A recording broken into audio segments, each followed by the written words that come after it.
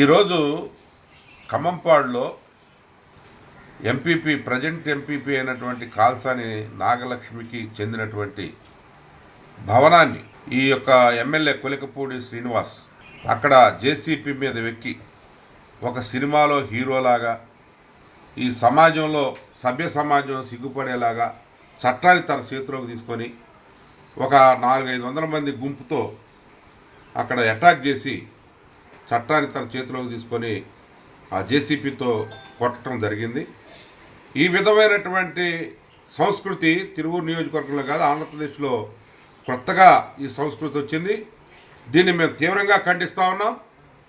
మేము చట్టబద్ధంగా ఆ బిల్డింగ్ నిర్మాణం జరిగింది. దానికి పంచాయతీ పర్మిషన్లు కానీ అది రిజిస్టర్డ్ ల్యాండ్ అన్నింటిలో కూడా మరి చట్టబద్ధంగా ఉన్నటువంటి పరిస్థితి ఉంది. మేము దీన్ని లీగల్గా షూట్ చేస్తున్నాం. షూట్ చేసి కరెక్ట్గా ఏదైతే ఎమ్మెల్యే దౌర్జన్యంగా ఆ కాల్సాని నాగలక్ష్మికి కూడా గాయమైంది ఆ తోపులాట్లో. ఈ విధమైనటువంటి పరిస్థితులు మా తిరువూరు ప్రాంతంలో ఎప్పుడూ లేదు. నేను 30 సంవత్సరాల నుంచి రాజకీయాల్లో ఉన్నాను. ఆనాడు హోమ్ మినిస్టర్ కోనేరు రంగారావు గారు నాకు అపోనెంట్గా ఉన్నారు. ఆ రోజు నుంచి ఈ రోజు వరకు కూడా తిరువూరు నియోజకవర్గంలో ఎలాంటి సంఘటనలో ఎప్పుడు జరగలేదు. మేము ఎన్నికల వరకే రాజకీయాలు మాట్లాడేవాళ్ళం, ఆ తర్వాత అభివృద్ధి గురించి మాట్లాడేవాళ్ళం.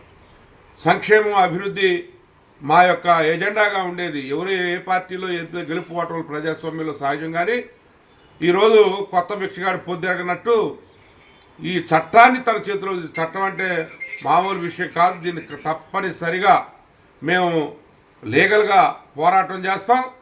ఇతనికి తగిన విధంగా బుద్ధి చెప్పే పరిస్థితి వస్తుందని చెప్పి తెలియజేసుకుంటా ఉన్నాను. ఎందుకంటే ఇలాంటి భిన్నమైనటువంటి ధోరణులు, ఇలాంటి విషయాలు ఏదైతే యాంటీ సోషల్ ఎలిమెంట్ లాగా ఒక సంఘ విద్రోహ శక్తులాగా ఒక ఎమ్మెల్యేని చట్టసభలో ప్రాతినిధ్యం నేను కొత్తగా గెలిపించారు. పద్ధతిగా జీవిస్తే మంచిది. పద్ధతి తప్పితే మేము కూడా వేరే విధంగా వస్తాం.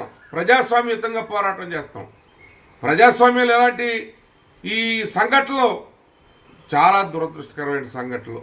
ఇప్పటికైనా మేల్కో, ఇలాంటివి మానుకోకపోతే తగిన విధంగా రేపు నిన్ను ప్రజాక్షేత్రంలో నిలబెడతాం. నీ యొక్క ఏదైతే దోషాలు చేస్తా ఉన్నావో ఆ తప్పులన్నింటినీ కూడా ప్రజల ముందు ఎండగడతామని చెప్పి తెలియజేసుకుంటాం.